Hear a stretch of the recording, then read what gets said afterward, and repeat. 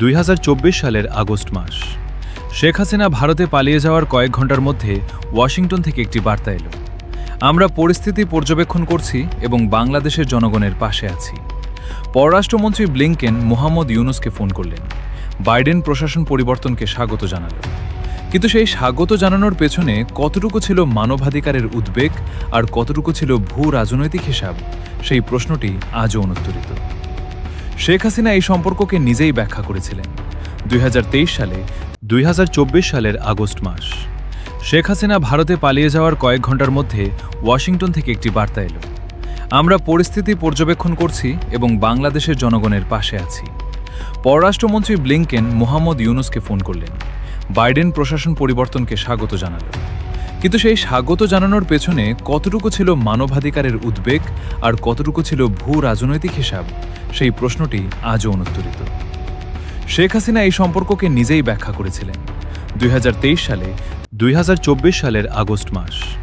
শেখ হাসিনা ভারতে পালিয়ে যাওয়ার কয়েক ঘন্টার মধ্যে ওয়াশিংটন থেকে একটি বার্তা এলো। আমরা পরিস্থিতি পর্যবেক্ষণ করছি এবং বাংলাদেশের জনগণের পাশে আছি। পররাষ্ট্রমন্ত্রী ব্লিংকেন মোহাম্মদ ইউনুসকে ফোন করলেন।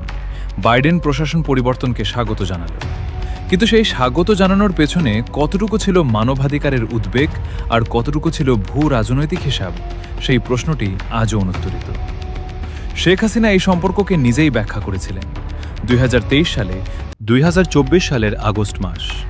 শেখ হাসিনা ভারতে পালিয়ে যাওয়ার কয়েক ঘন্টার মধ্যে ওয়াশিংটন থেকে একটি বার্তা এলো। আমরা পরিস্থিতি পর্যবেক্ষণ করছি এবং বাংলাদেশের জনগণের পাশে আছি।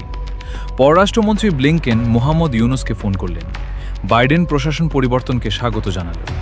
কিন্তু সেই স্বাগত জানানোর পেছনে কতটুকু ছিল মানবাধিকারের উদ্বেগ আর হোয়াইট হাউসের রোজ গার্ডেনে ট্রাম্প একটি পোস্টার তুলে ধরলেন। তাতে লেখা, বাংলাদেশের 37% শুল্ক। বিশ্বের সবচেয়ে বেশি ক্ষতিগ্রস্ত দেশগুলোর একটি। বাংলাদেশের পোশাক শিল্পে কাজ করেন 40 লাখ মানুষ। গত পর্বে আমরা দেখেছিলাম বাইডেন আমলের মিত্রতা কিভাবে ট্রাম্প আমলের শর্তের বেড়াজালে পরিণত হয়েছিল। এবার সেই গল্পের দ্বিতীয় অধ্যায়, যেখানে একটি বাণিজ্য চুক্তির আড়ালে লুকিয়ে আছে বাংলাদেশের ভূ রাজনৈতিক ভবিষ্যতের নীল নকশা। 2 এপ্রিল 2025। হোয়াইট হাউসের রোজ গার্ডেনে ট্রাম্প একটি পোস্টার তুলে ধরলেন। তাতে লেখা, বাংলাদেশে 37% শুল্ক। বিশ্বের সবচেয়ে বেশি ক্ষতিগ্রস্ত দেশগুলোর একটি। বাংলাদেশের পোশাক শিল্পে কাজ করেন 40 লাখ মানুষ।